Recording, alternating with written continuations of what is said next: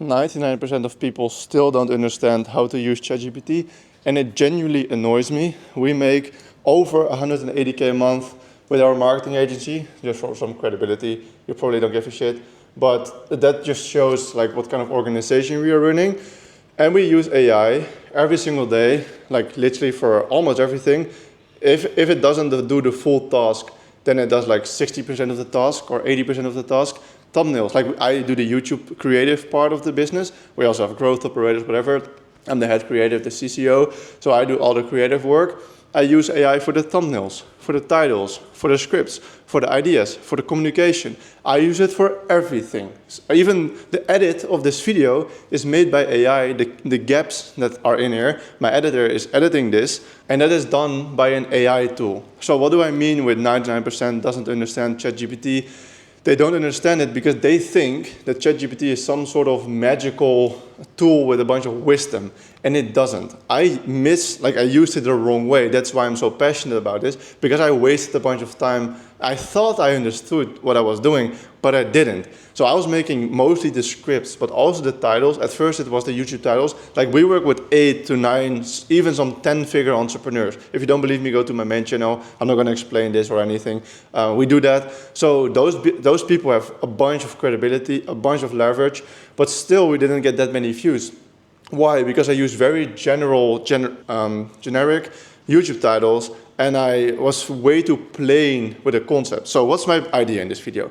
My idea is that input equals output. So now what I do, instead of just asking ChatGPT to help me with a video, I put like a 9-minute voice memo in that fucking GPT to get a script. I'm like, okay, this is how a script should be written.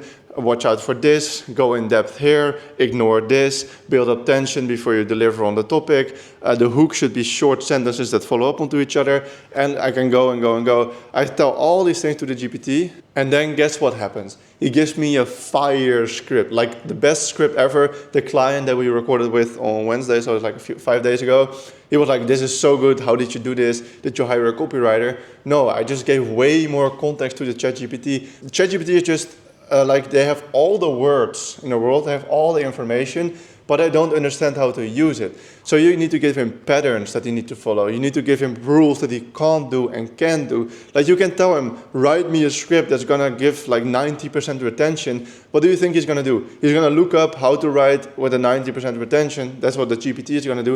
And it's just gonna try its best to replicate that. No, you need to understand what does a script look like that has a 90% retention, and then copy the structure of that script and tell him, apply this, like these are the rules, do this and don't do this. That's how it works. And even with like your personal things, like if you have any like problems mentally or physically, or you want to know something about your physique or your diet, if you tell your GPT, okay, I'm like 22 years old and I want to build muscle, because I want to, but for example, give me a diet plan. Okay, he will look up 22-year-old diet plan, average calories, average protein, but I didn't tell him that it was 6-8. And I didn't tell him that I go to the gym 5 times a week instead of the average, which is 3 times a week. And I didn't tell him that I only want to eat once a day. Like, it's just input versus output. If you just ask him for a meal plan, he will give you a meal plan based on what other 50 million people in the world will try to eat. But that's not your personal situation. And the same thing with work and making money and shit. If you want to use it for your work, make sure that you give the right input. Otherwise, you will get shitty output. So to end off this video, I think it comes down to ideation, rules, and structure. ChatGPT can't do ideation, because what it's going to do is ChatGPT is going to go to the database, what other people are doing, what they think, what they have written already. So guess what's going to happen? He's not going to give you any unique ideas because other people have already done it. Like, he just gives you a summary of what other people have done. And yes, you can. It doesn't work like, hey, give me a unique idea on this topic. It doesn't work like that. That's not how it works. I've seen ChatGPT give me the most goofy, weird, like wrong ideas. The ideation is almost always myself, or I ask him for ideation to think out of the box, and then I frame the idea differently than he gave it to me. He gave me the inspiration, but I really made big changes to make it usable. So yeah, that's what I've learned about ChatGPT. Goodbye.